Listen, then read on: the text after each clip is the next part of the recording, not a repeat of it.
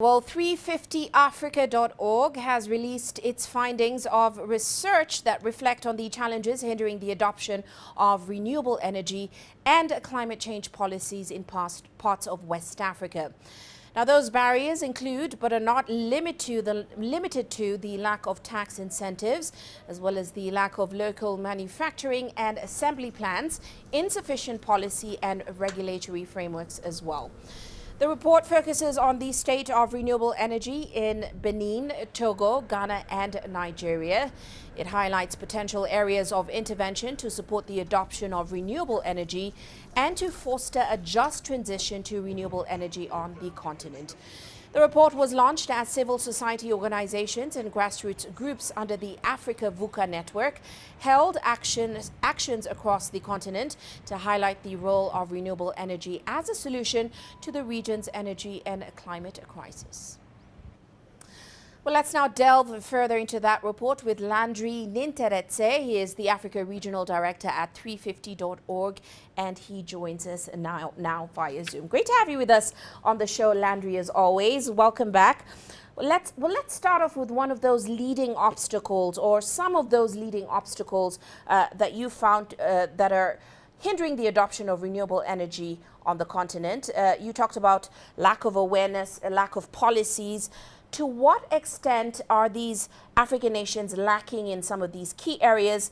Give us a sense of the state of renewable energy in these regions. Thank you very much to have me tonight. I would say that in these 4 countries that were surveyed by this research, we realized that there are efforts being made by the government, by the private sector, by civil society towards the development of renewables and to address the climate injustices and energy gaps.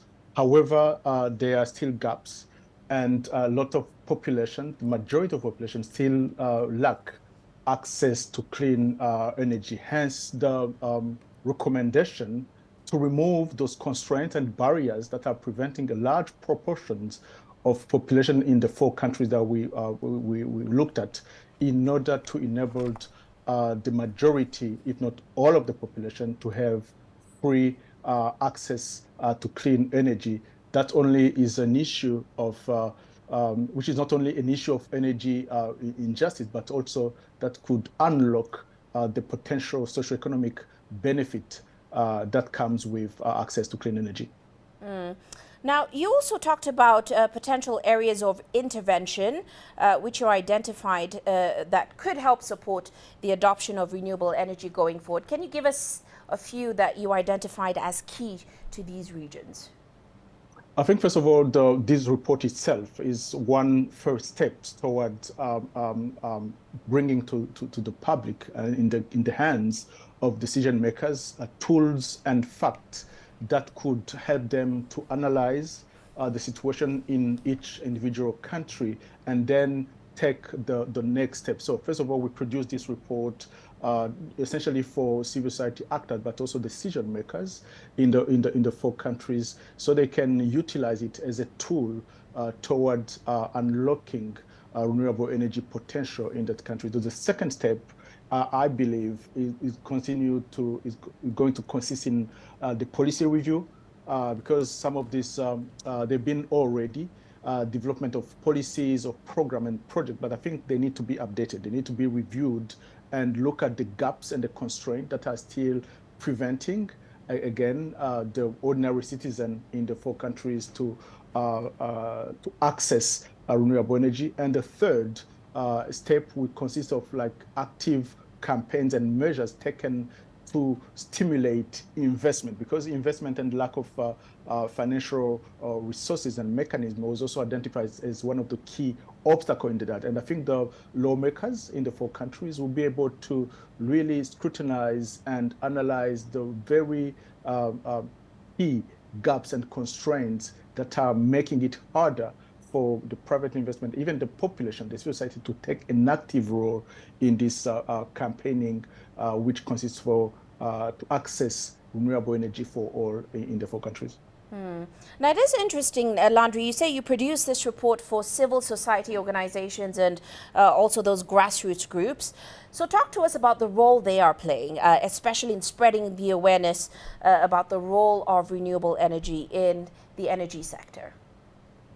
I think the civil society, those who are groups, those who are active in the environmental field or climate energy nexus, they play a key role not only in spreading awareness but also as advocate. Most of them are engaged in advocacy campaigns, daily lobbying and pressuring the lawmakers to again look at the obstacles and the opportunities that this renewable energy can represent that should be implemented for the populations. They play a role in communicating and connecting on one hand, governmental officials and lawmakers, but also them as civil society, they also connect with social entrepreneurs and the private sector. So I think it's a more, the role is really multiple from raising awareness, being advocate, being connectors, and of course, being the advocate of this because they are championing this and most of them, they represent they work closely with communities that are feeling the brunt of the energy crisis. So I think they are the representative, the grassroots ones that understand and feel most the urgency of the society transitioning to more clean energy models. Quite right.